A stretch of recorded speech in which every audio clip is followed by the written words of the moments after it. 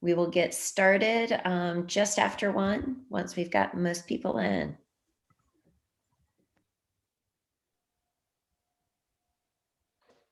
Thank you for being here today, everybody. All right. Well, it looks like we're at 1 o'clock, so I'm gonna start getting us kicked off. How about that? So, hello everybody. My name is Vicki Gibbs, and I am the Executive Director of the Entrepreneurship Center here at UNC Kenan-Flagler. And we are really happy to be partnering with Rodney Sampson and OHUB on 2 Fireside Chats this week. The first one today is around DEIS, and the other one on Thursday is around our Black Investor Certificate. So I encourage all of y'all to sign up for that one as well. So the reason that we are doing these is these are really helping to educate everyone as to why these things are important. And today we have 2 amazing experts. We have Rodney Sampson, who is the founder of OHUB, 100 Black Angels and Allies. He has been founder, investor, played a number of different roles. We have him here, the author of the DEIS platform. And then we also have David Weild, and he is the former president of NASDAQ, deeply rooted in corporate America, and has grown up within corporations and understanding lots of financial success and lots of corporate success. And he also understands why DEIS is really important. So I'm going to have each of them give a brief introduction and also tell us why is diversity, equity, and inclusion, why now, and why is it so important to you? So Rodney, let's kick it off with you. Thank you, Vicki. Hello, everyone. It's exciting to be here today. I'm even more excited that I get to put my professor hat on as a part of my visiting professorship at UNC Chapel Hill, Kenan-Flagler, and Duke. So a little bit about myself. I'm native of Atlanta, Georgia. I've been in the technology ecosystem for over 20 years. The first 10 years were really as a founder operator. I was one of the first Black founders in America to raise over $1 million in venture capital, had an 8-figure exit from that experience, and continued to build companies for the first 10 years of my career. And then, I found myself, being an outlier, a lot of times being the only Black person in a room. And I said, you know what, there's got to be more. And so, my definitive purpose sort of evolved a lot through my writings and my published works, which is why the title of today's workshop around DEIS is also talking about operationalizing it, not just in your business, but in your life. And that sort of comes from the work I did around Kingonomics, where we took the economic ideals of Dr. Martin Luther King Jr., put forth a thesis that we could narrow the racial wealth gap by ensuring equity in what we were calling then the innovation economy, which now we define more as the 4th industrial revolution. And so shortly after that, Opportunity Hub was born, and we've been in existence for 8 years. Today, we operate as a suite of businesses, all committed to increasing racial equity in the 4th industrial revolution. I'm also the general partner of 100 Black Angels and Allies fund. We're pretty active investors in Black fund managers, Black founders, innovation districts, and ecosystem building companies. I'm a non-resident senior fellow at the Brookings Institute out of Washington, D.C., and again, a visiting professor at UNC Chapel Hill and Duke. And my colleague here, David, would you care to do the same? Sure. Well, first I'd like to say that I think Rodney and I have something in common, which is we're both economic activists, and we come at it a little bit, maybe from different directions. I'm an advisor to OHUB and to Rodney, and I adore him. He's a walk the talk guy who's dedicating his life to making people's lives better, and he shows up every day, and he uses his brains and his energies to sort of see through that he is making a difference, if you will.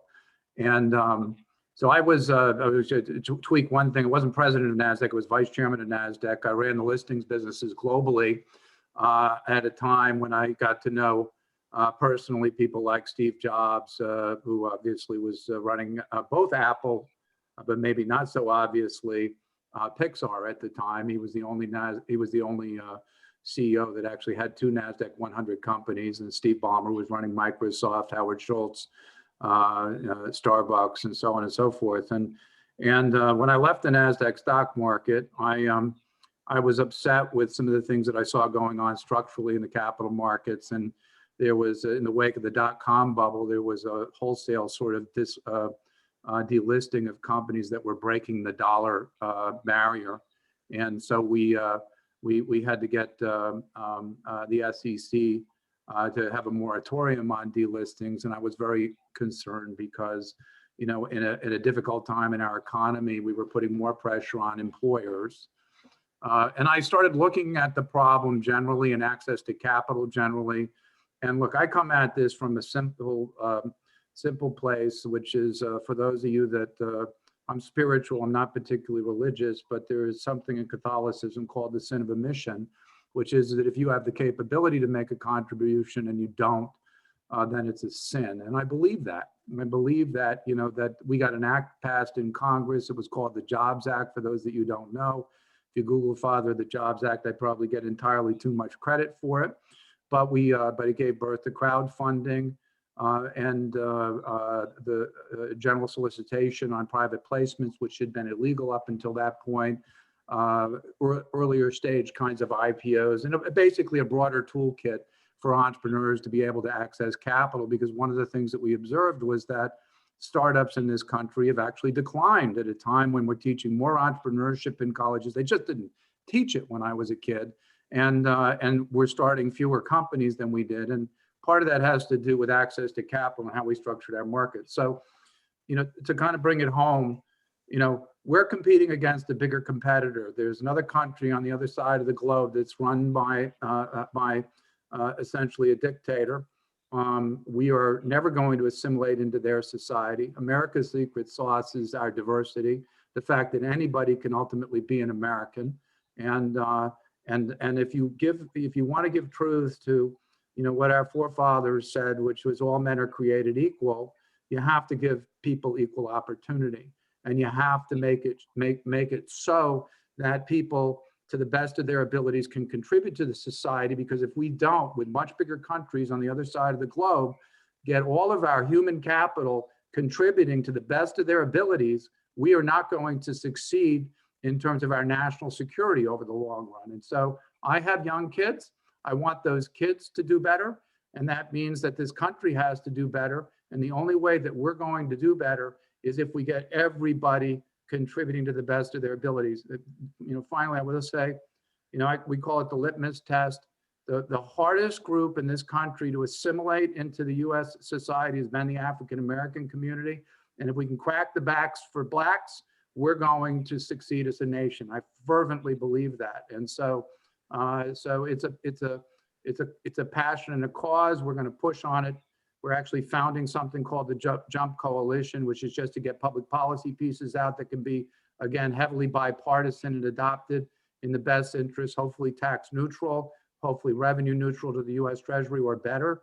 And we're gonna, it's actually JUMMP for those of you. It stands for Jobs, Upward Mobility, and Making Markets Perform. And so that's what we're about, is making sure that we do better as a nation. The African-American community, I would say, we've got the highest incarceration rates of any country in the world. We've taken what should be assets to contributing to our society, and we've turned them into liabilities by locking them up. It's stark, raving mad, and it's not in anybody's best interest. So I'm sorry to sermonize a little bit, but that's where I'm coming from. Thank you. Vicki, I invited David here to be a part of this conversation today, and just to give it some context. Especially last year, given sort of like the juxtaposition between this invisible enemy that the world was fighting in, in terms of COVID-19. And then in the midst of that, we saw kind of a double click on, prejudice and hate and, kind of policy driven, personal inspired, racism in the form of, the murders of George Floyd, Breonna Taylor, and Ahmaud Arbery, and just so many more, and how technology played a role.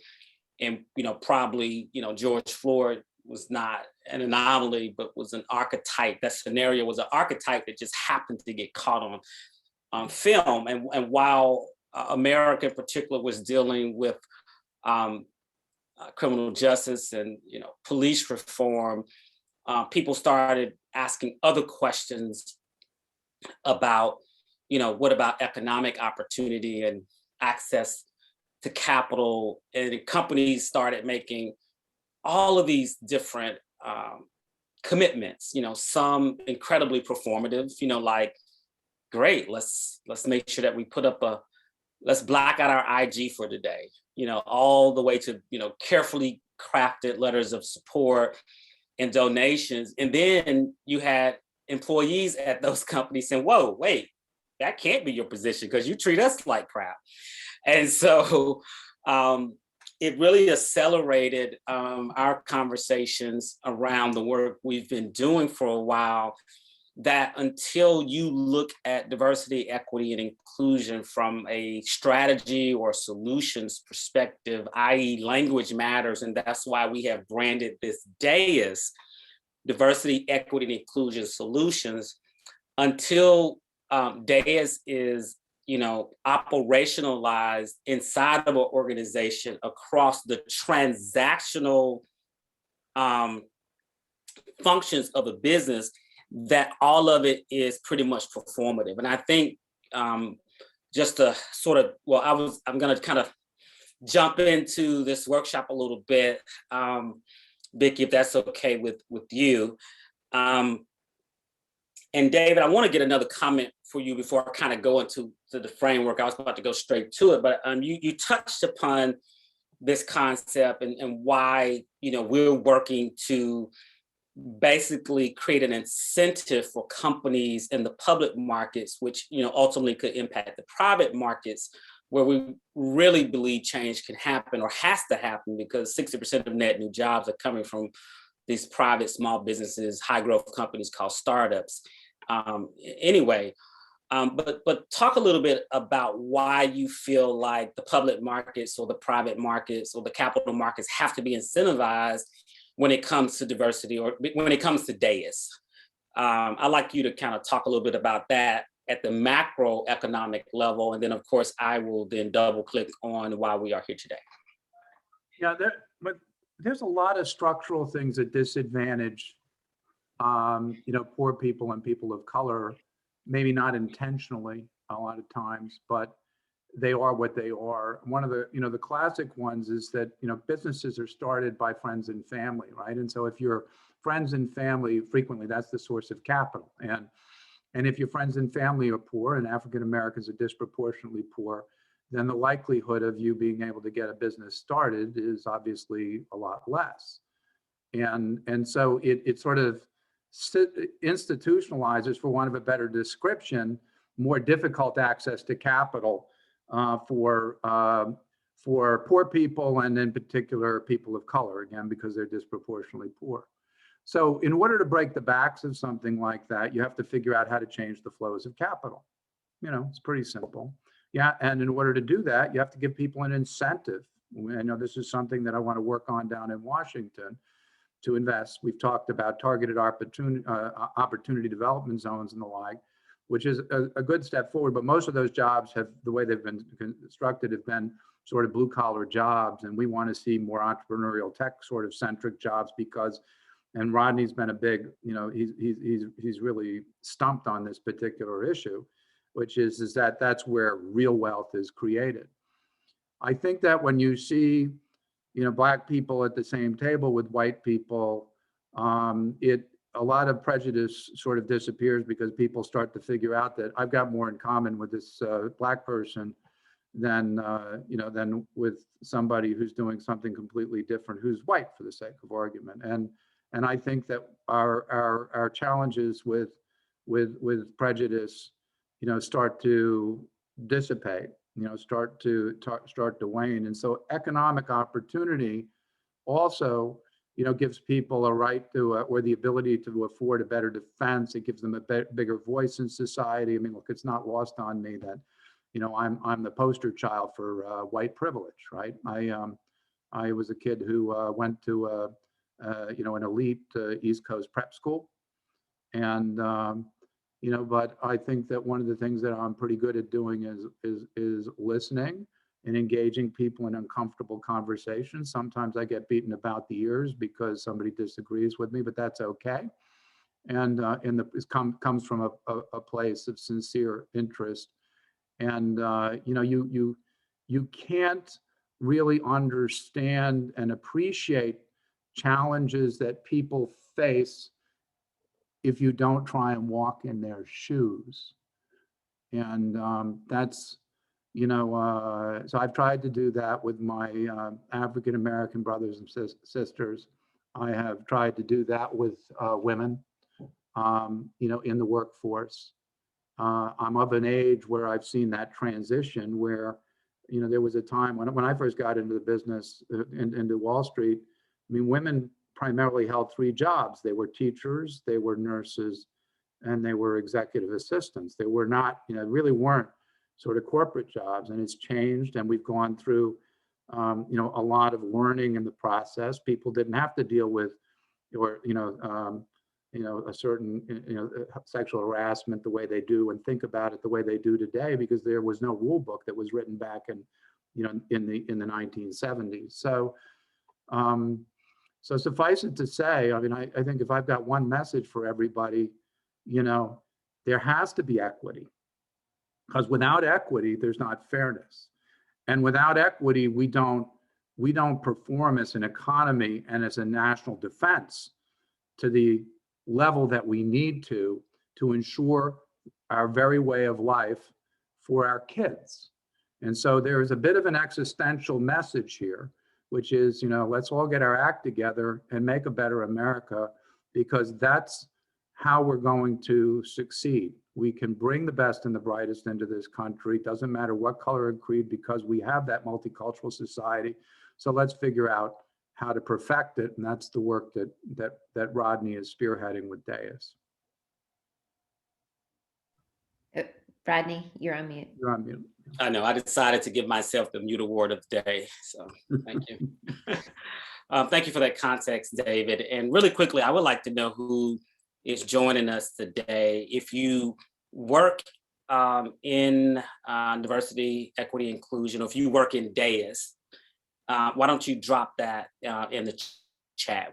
I see a few colleagues that I know that are here that work in the space, and definitely want to let everyone know that this is sort of a collaborative journey of learning. As much as possible with this workshop and the certificate program, we are creating a safe space so that people can have the freedom to learn. Our objective is not to cancel anyone before they can learn. And so we are offering that safe space, and I definitely am working that as well. Great, I see people dropping links. Hello, Candace, works in diversity recruiting at McKinsey. Good to see you, of course. I'm going to quote some of McKinsey's work. Good to see Princess Scott. My firstborn daughter's name is Princess, so salute there, working at Lehigh University, Baker. Okay, excellent. Ollie Moore. Okay, excellent. Good to see you. Noel, DEI, DEIS in the nonprofit world. Melissa, absolutely. Please continue to drop your chats. Let's keep a very active chat going, and then we will definitely open it up for a moderated Q&A as well. So I'm going to drop a few links in here that could be resources. And if you take the full certificate in the fall, you get these as a part of your registration. But, my worldview around equity and inclusion was shaped, of course, one of the persons that helped to shape that, not personally, but through his writings and teachings, was Dr. Martin Luther King Jr. growing up in Atlanta. And I spent the balance of my time when I was writing Kingonomics, focusing on Dr. King's economic writings and ideals and the work he did in that respective area. He died fighting for the economic rights and income, economic income justice for sanitation workers in Memphis, Tennessee. And he was preparing, he and Bayard Rustin and John Lewis and others were preparing for their next march. After the March on Washington for Jobs and Freedom, they were definitely preparing a march around the Poor People's Campaign that was specifically focused on economics. So I look to Dr. King as one of those kind of epic leaders as it relates to conversations related to economics. And so in the book Kingonomics, we redefine currency as, number one, anything that flows, which is the definition of currency, anything that flows. Like oxygen is a currency. And if you think it's not one, just stop breathing and you'll see how much of a currency electricity, right, is a current. So we redefine currency. And one of the currencies in the book is connectivity. And I draw upon that one is because when you talk about having access to opportunity or actually accessing opportunity, there is definitely a difference. Having access to loans doesn't mean you get the loan. It just means you have access because you go in. Access to capital means you can get a venture capitalist on the phone, but it doesn't actually mean you're accessing it. Accessing a career, you're interviewing it, but you're not actualizing it because you didn't get hired. And so language really matters once again. And so a part of the challenge is, and if we're really, really transparent about it, is that we truly still live in a segregated country. And our networks don't overlap economically. They may overlap socially a little bit. But I mean, if you think about it, even in our worship, Sunday remains, even virtually, the most segregated day of the week. We worship in segregated communities. And a part of that is driven by a preference that each of us has as an American, right? That is we have these preferences, and a lot of times, our preferences and comfort zones are shaped by how we were raised. And they're shaped by the information we either were presented and how information was presented. Not to go into too much history, but contextually, because now history in school is a major construct. And I can assure you all, your elementary, high school, and undergraduate students are not learning critical race theory. Trust me, if they can process critical race theory, we're not even going to get into that here. But there's a difference between critical race theory, which, by the way, is a theory, right? We go back to middle school or whatever, and we were learning hypothesis and theory and facts. So you got to understand the language, but history in itself is not theory. History are facts. And so, a part of knowing the facts of this nation, I believe, are important to how our networks are formed and how our comfort zones are shaped. And so usually diversity, equity, and inclusion is a forced construct for a lot of people. And the people who tend to embrace it are the ones ultimately that feel like they benefited from it the most. And so I wanted to kind of lay that foundational framework is because we don't have connectivity in our relationships. We operate on different economies. We operate on different constructs of existence in this nation. So I dropped Kingonomics there. Another foundational construct that's really influenced my life some, and I'm going to drop the link here.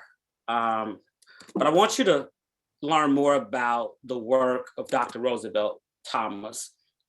He was really, hold on a minute, considered to be one of the fathers of diversity leadership and management, or strategic diversity management. His daughter, April Thomas, leads that company today. But I want you to learn more about Roosevelt Thomas, and I believe we're including some of his works as a part of the curriculum for those who go through the full certificate. But so Kingonomics kind of shapes how we developed the foundation of DEIS, and it was inspired by Dr. Martin Luther King Jr., but also inspired by Dr. Roosevelt Thomas. So now let's take out our digital pens and papers a little bit. I want to introduce to you the DEIS framework. Hey, Rodney, yes. Can I interrupt you for just a second? Yeah, absolutely. Right at the beginning, as you pop into this, and those were great frameworks. I think one of the things that's really important that I just want to put a pin in here is that because of how networks have been developed, because of how culture has been developed, in order to change them, it takes different behavior and intentionality. And that is really what the DEIS framework and platform that Rodney's about to explain is about. Because if you can't define it, if you can't measure it, and if you actually can't take action to making progress, then things will just stay the same.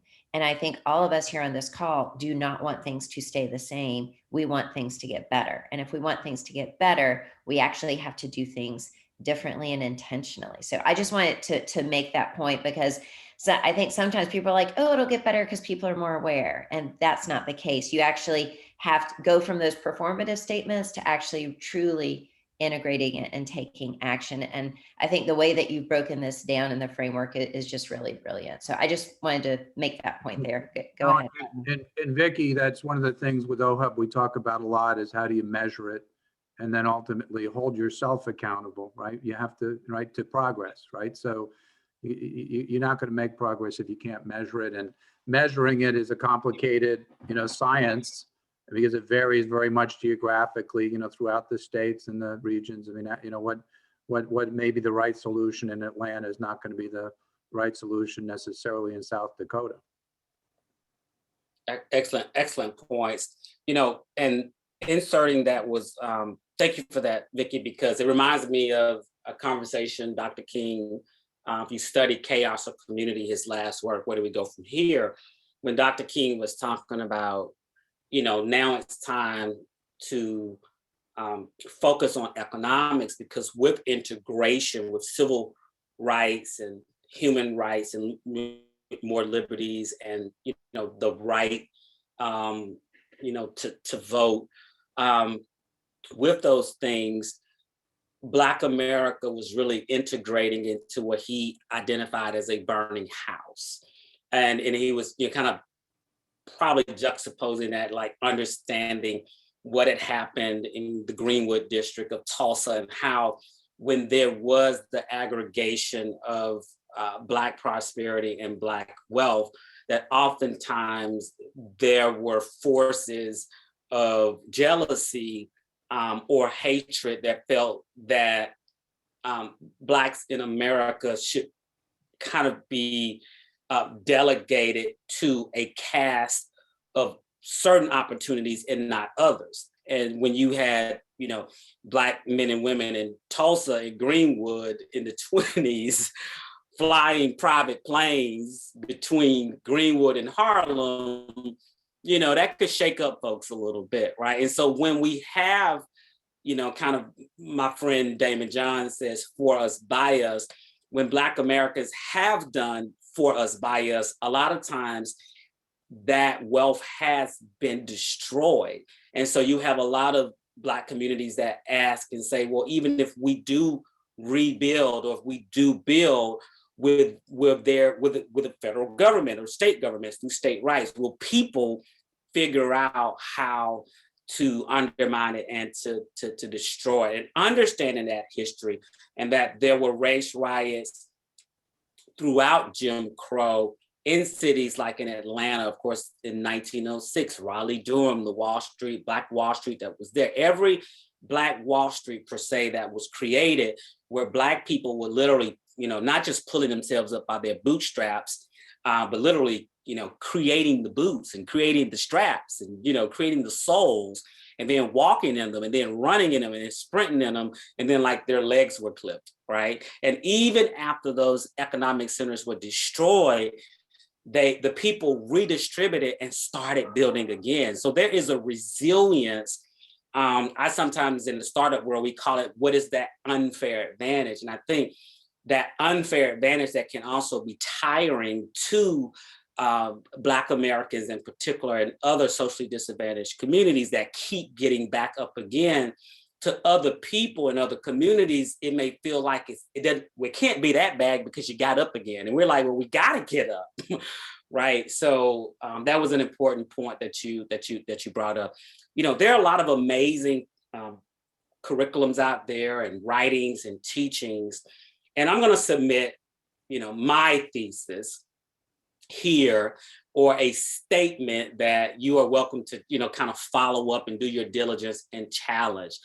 I would submit to you, and I'm just going to use the framework of 2020. Let's call that, kind of the year of racial equity. I'm going to say this statement, and it may be aha for some, and it may challenge some others. Every major initiative, even the ones that had an M after it or a B, a billion after it, that was announced in 2020 and some in 2021, I would present to you that it's still performative and it's still not enough in comparison to the wealth or the assets that said company has. And because no one is measuring, when you hear X, I'm not going to pick on any particular company, but when you hear XYZ company commit $150 million towards Black-owned businesses when they have, 65, 70, 80, $100 billion sitting in the bank. If you just take the release at face value, it sounds like the needle is being moved. I give you an example.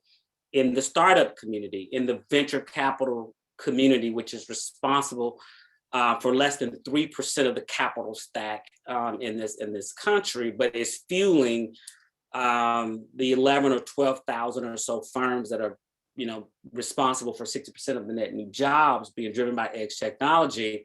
When you hear numbers like last year, there was hundreds of millions of dollars that went into Black fund managers and Black startups. Yet when they counted the data on a percentage basis, African-American funds and founders raised less in 2020 than they did in years before.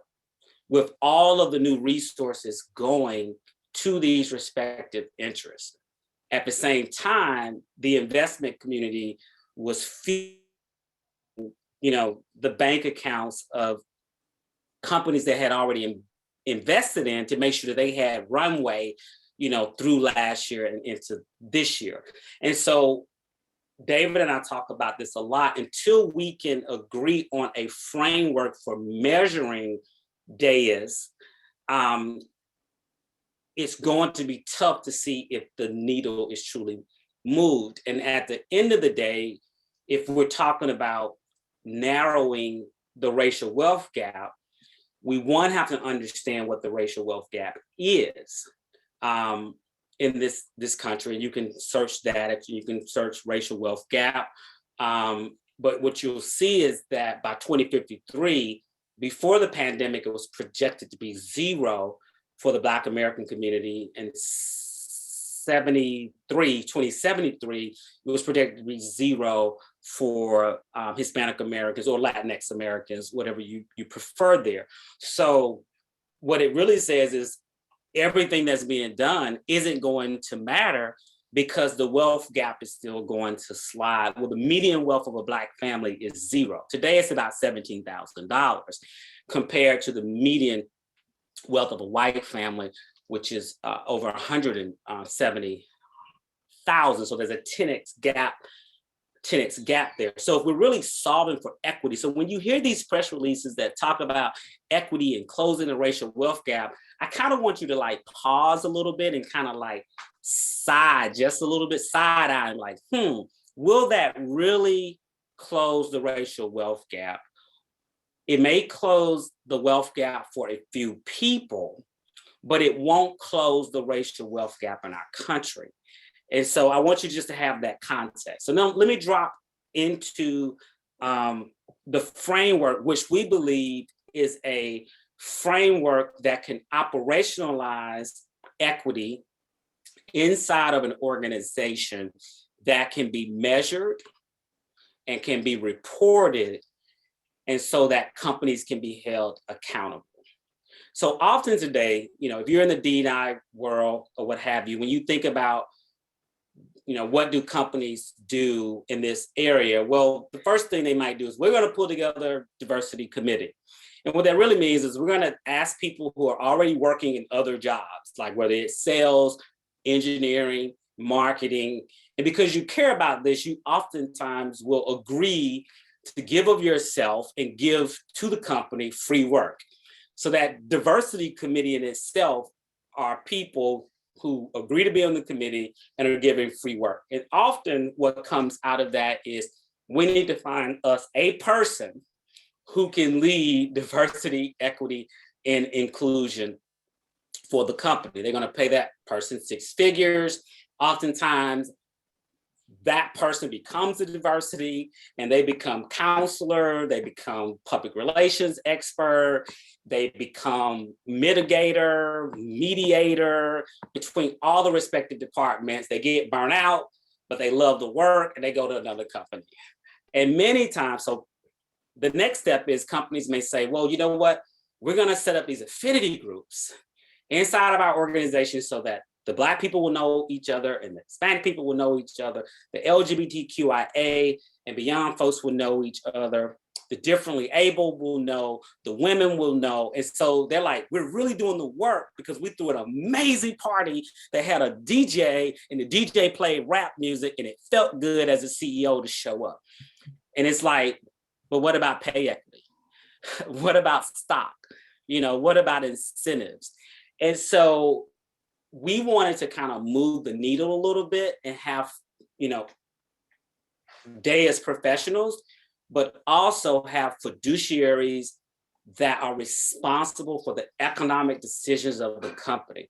And what we believe is until the board of directors, until the C-suite, until the co-founders, and really until the cap table, the investors are holding these organizations accountable. And this translates across for-profit, nonprofit, high growth, small business, large corporate, 2 folks with a laptop. You have to start thinking about your DEIS. If you were at your company's annual event and you were having a retreat and there was a gala on Saturday night and you had a DEIS that you, as a member of that company, were looking at, would you be proud of these 7 areas in your company? Now, earlier stage companies are not going to have all 7 of these areas, but if you learn these areas now, as you grow, you have the opportunity to implement them. Because what often happens, particularly in the high growth context, and I talk a lot about that because that's been my experience, is diversity becomes, or DEIS becomes the afterthought, because what's always front and center is the capital we need, the burn rate, the cash flow, right? So when you're measuring by that, then the cheese is always moved a little bit. And I remember having these conversations with companies that like just closed their seed round, coming out of a top Silicon Valley incubator. And it's like, yeah, we care about it, but when we close the seed round, we'll get back with you. And then next thing you know is we care about it, but when we get to the Series A, we'll come back and, talk to you. Or when we get to 10 million annual recurring revenue, we'll talk to you. And next thing you know, you got this behemoth of a company and stuff-ish, right, starts happening in the organization. And now it's like, hey, call that guy, call that lady, call that person. Now we want to talk to them, but yet you have this culture that cannot be reset because you know that the fiduciaries are not going to do anything ultimately to impact the cash flow or the organization, because ultimately they have the reason that they exist is they have a fiduciary to their shareholders and to their investors. Okay, so when you think about DEIS, and I really, really look forward to facilitating the full certificate in the fall for two types of people, archetypes, those who are fiduciaries in organizations at any stage that control P&L. And I'll tell you why in a second. You control resources. And for people who are in their career that actually want to become subject matter experts in this work. And we know that until you actually operationalize this in the organization, the theory doesn't really mean much. You have to actually do the work, get the pushback, fight through the friction, get traction, show success, and then folks are like, oh my God, you're the expert. So yes, the data shows, that DEIS leads to economic output. This is McKinsey data, 35% more when you've got equitable representation of ethnic minorities at all levels, particularly decision-making levels of a company. And when women are involved in decision-making roles, it's 15% more. Now, I like to link the two because sometimes we say like women and minorities, but that can send the message that the minority women are not into women, right? Like it's not women and minorities because they're Black women, they're Hispanic women, they're LGBTQIA and beyond women. So a lot of times, and I really kind of cringe out a little bit when we kind of differentiate and say women and minorities. We got to come up with a better piece because I believe it was Sojourner Truth who said, I as a woman too, right? So this was in the suffragette movement. So we definitely have to kind of keep that nuance front and center. But the first area around, thank you, Vicki, for dropping that there around DEIS, is really corporate governance and board. Last year, we saw more companies, and this is really not a tough one. People make it a tough one, but finding someone that is non-white, someone that is Black, someone that is Latinx, to be on your board of directors is an incredible first step, because that person now is a part of the governing structure of the entire organization. Now, it doesn't mean that automatically that person is going to be a part of managing your DEIS inside of the organization, even though they may provide input into it. They may be on the audit committee. They may be on the finance committee. They may be an independent director. But that's a first step. So when I look at, like, if I go to a company's website, and I'm mindful of my time here, so I'm going to blow through this really quickly. If I look at the website and I see it's like, all white dudes, I'm like, okay, that's cool, but I'm like Reginald Lewis, who wrote the iconic book about why do white guys have to have all the fun, right? Like, we want to be a part of the fun as well. Women want to have fun too. Men want to have fun too. Black men, Black women. And so establishing that at the highest level of governance is incredibly important. I'm not impressed when your company like hires, a ton of Black folk in the call center, but you can't find, a Black person for your board. And we know it's like, well, I don't know anybody in my network. Well, you know what? You have privilege, develop another network, right? Widen your network. Join professional associations, sponsor professional associations, get in your car and go to a Black networking group. Like, it's easy stuff that you can do. Talk to the Black guy at your golf club. It's not that difficult to start building your network and tell folks, hey, I'm listening, I'm learning, but I really want to find somebody Black to be on my board. And here's a tip, y'all. And you don't have to say, but I want them to be qualified. Like, that's a given that you want somebody to be qualified to be on your board. But let's not act like American boards are just full of qualified people. It's just full of networked people, right? And those network people have had the opportunities to work on problems and solve stuff. And now they become subject matter experts. So that's a part of the governance structure. And I know there's policies and procedures there, but here's the reality. If the policies and procedures are not enforced and or incentivized, then they don't become operationalized. So a lot of organizations will have these really nice policy and procedure manuals, but if people are not enforcing them, that's like in this United States, without a Department of Justice, laws don't get enforced. That's the reason we have the Department of Justice, is to enforce all laws. So you have to have something inside of the organization that enforces, creates accountability, but also incentivizes more. You want to incentivize versus punish. So if you incentivize people across the other 6 areas, or even you incentivize that board member that finds that Black board member to be in your company, incentivize them. The next area of DEIS is, of course, talent, human relations. And so attracting talent, particularly in high growth companies, can be difficult because when that money flows into the company, guess what? Investors expect you to hire very fast. And often people, once again, they hire out of their networks. But what we've learned is even when companies make public statements like we want to find diverse talent and we can't, just making the statement and posting it on LinkedIn doesn't solve it. Because what if your hiring managers aren't convinced of that? You as the chief people officer may be convinced, and you as the CEO may be convinced, but your hiring manager might, say la vie, whatever. Okay, great, it's on writing, but you know what? No one's applying. We don't know why they're not applying. So you got to be in tune to like your talent chain. And then if you're not funding initiatives to find diverse talent, more than likely you won't. Just depending on, if you got 10 employees and you got 2 that are Black, and you only depending on your Black employees to do your HR work for you, when they're not in HR, then you're asking them to do free work once again.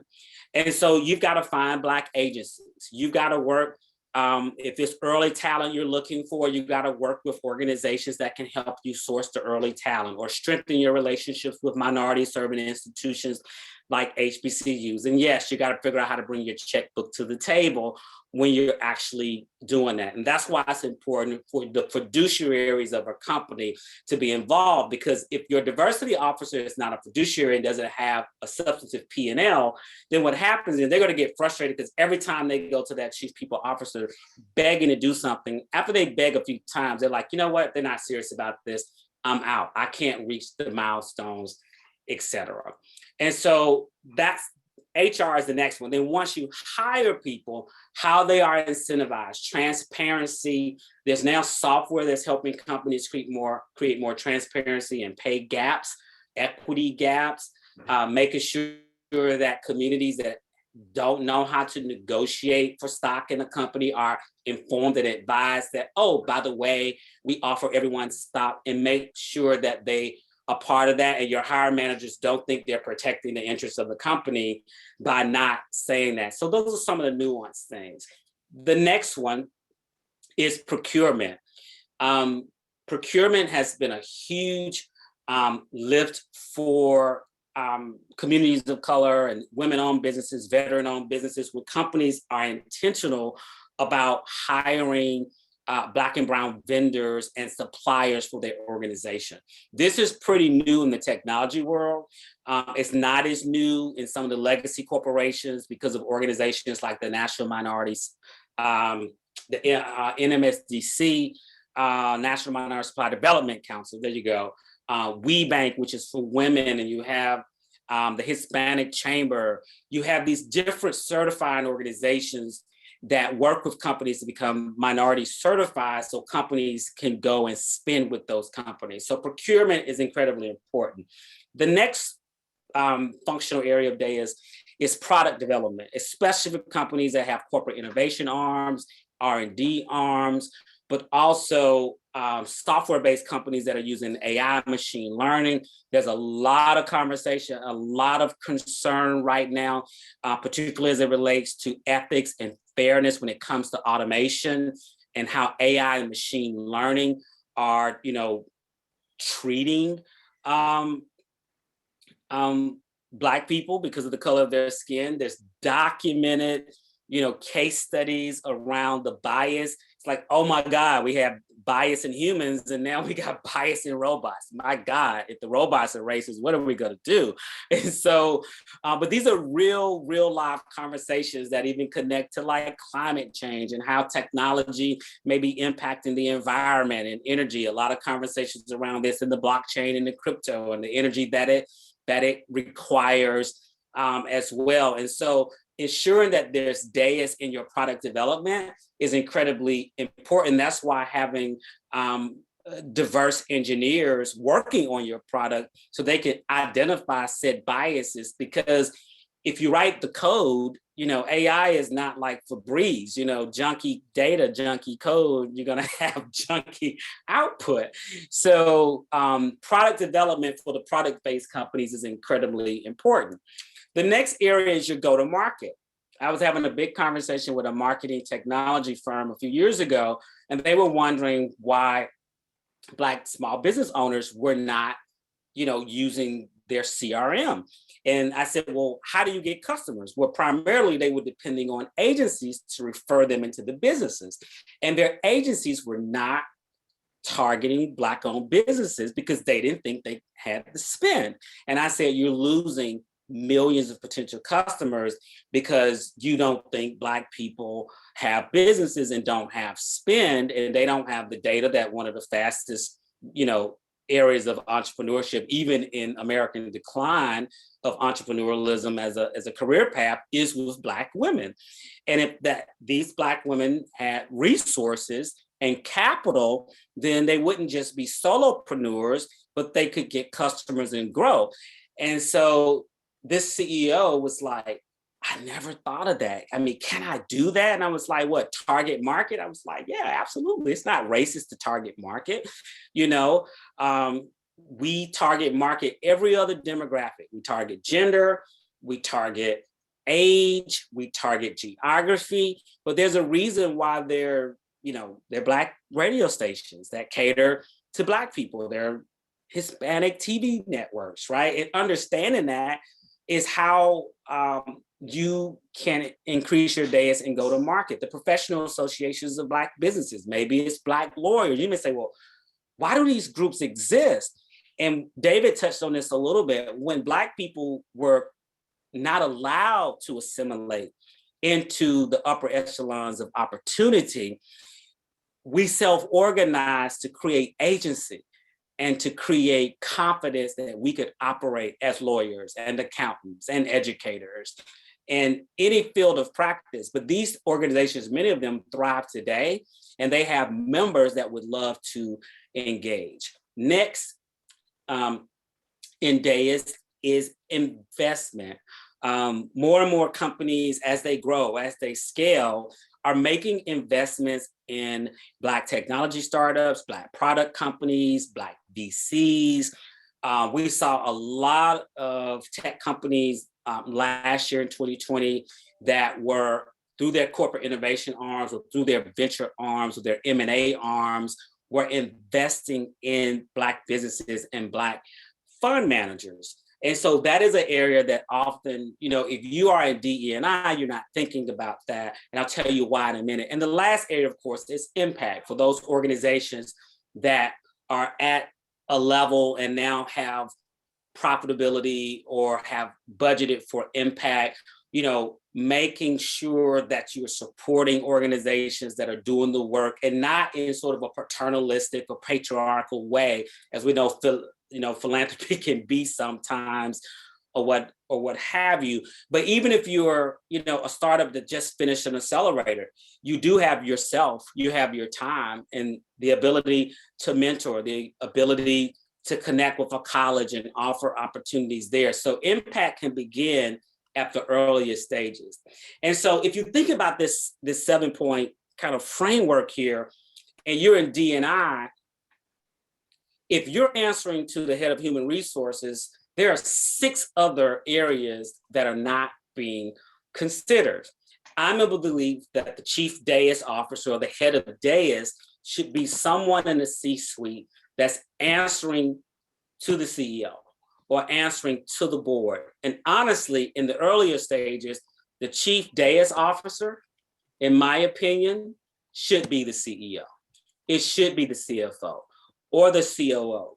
Because if they understand this framework, as they grow these respective organizations, their respective organization, they can bring people in and make sure that those people understand the framework from day one, and it becomes a function of the culture rather than trying to have one DEIS officer and an unpaid ERG group impact a company or ecosystem with thousands of employees. So I know I ran through that very, very, very quickly, just kind of lightning through it. And we do have some time to talk a little bit about some of the Q&A, and I'll turn that back over. But we're going to go deep into each one of these with invited subject matter experts and facilitators from UNC Chapel Hill, Duke, and Stanford as a part of the DEIS certificate. Thank you, Vicki. Thanks for listening, y'all. No, thanks for that. That was awesome, Rodney. I want to start with one of the questions, and this is both to you and David, but so we're talking about how to start measuring, how to get started. But if this were successful, and how would you define success? How would things look different in 5 years? What would they look like? How would you say, yep, DEIS took root and people really took this seriously? What would things look like, and how would they look different? David, what would they look like to you? Well, we have a lot of major corporations committing to make progress and actually defining what that progress is, and then having it show up in their employee bases. I mean, not just, look, boards are great, but you want to change people's lives, you have to see them at all levels of management and throughout the employee base to have ultimately real equity. And so, Rodney and I, we're still, in the formative stages on this, but I would tell you that, that for me, there are going to be people at various stages of progress on this. And we want to give people a real incentive, back to the incentives and disincentives, to actually make progress. So if you go in and you measure where they are and you set some aggressive benchmarks over the last 5 years, you work with them, you partner, you start to make sure that you're actually, moving the needle. And for me, this is all about moving the needle. I'd also like to at some point get into the shaming area, which is if you don't participate, we want to make sure that we make it uncomfortable for you not to do the right thing. And if we look back on it 5 years from now, we're going to see a lot more people that are actually represented in these enterprises. That makes sense. Rodney, what would it look like for you? A few hours. It's the whole workshop unto itself. But in 2 minutes, I would like to see DEIS as sort of like the framework that's adopted, throughout the ecosystem. And I talk a lot about the high growth kind of tech ecosystem, because if you look at all the data, that's where the majority of net new jobs are. And this is not to discount Main Street businesses or small businesses. Main Street businesses and small businesses and even non-essential businesses thrive when these high growth, companies, and I know David did some research on this years ago, and often signal that when companies go public, it increases the revenue that goes to service-based businesses because people make more money and they're able to spend. So we're kind of all interconnected. But I would like for the LPs, the limited partners, who they're investors in funds, was ask GPs, tell me your DEIS. And it's a part of them making the decision whether to invest. And then GPs, general partners of funds, are asking founders, great, tell me about your DEIS. You told me about your traction. You told me about your CAC. You told me about your product market fit, your unfair advantage. What's your DEIS? And they're like, oh, great, let me share my DEIS canvas. This is what we plan to do. And the output of that becomes, HR&A Advisors, one of our co-collaborators, we put out a report let me drop that link in there really quickly. Tech's racial equity gap is costing Black and Latinx workers $50 billion a year. Okay, if you just look at the U.S. population and the Black population and the Latinx population, and you mirror that with representation in the technology workforce, we are missing 1.1 million workers. And then the workers that we do have mostly are in lower skilled jobs. So we need to upskill those in lower skilled jobs because a lot of that will be automated away. And we need to bring in another 1.1 million people. So I would like to work on closing that $50 billion gap on the jobs and skills side. On the startup side, there have only been 305 Black and brown founders, Vicki, that have raised over $1 million in venture capital in the last 20 years. I was one of the first on the list 20 plus years ago, only 305 compared to in 2019, approximately 11,000 non-Black and non-brown firms that raised $131 billion in capital. So if we institutionalize DEIS in the ecosystem, theoretically more capital should be flowing to Black and brown firms until we get to the point that a third of those firms a year are Black and brown. And we know that the talent is there. We know that the firms are there and they're growing.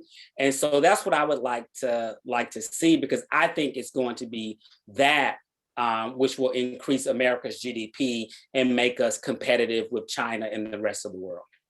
Awesome. Well, thank y'all for that. So we are at the end of time, and I do want to be respectful of your time. There were a couple questions that we didn't get to, which was around DEI strategies for onboarding employees during COVID, and also DEI strategies for Black and brown queer men and women in corporate America and how to approach that. If someone has specific questions around those types of strategies, where would y'all point them to right now? Is it take a course? Is it hear some experts? Is it learn? Or is it going to leadership? Like, you could just give 30 seconds of advice each, and then we can close it out. Actually, I'm going to drop by DEIS Practicum if you want to get access to more videos there. But ultimately, I'm going to say, I want to encourage everyone. This is the first of its kind collaborative between Opportunity Hub and 100 Black Angels and Allies, UNC Chapel Hill, Kenan-Flagler, Duke University, and Stanford Technology Venture Partners. This has never been done before. I think it's done because of last year, and these institutions wanted to double click on this, not just for the public, but for themselves as well. So I would encourage you to register for the certificate, get your company to pay for it, make that investment in yourself, and let's do this work. Yeah.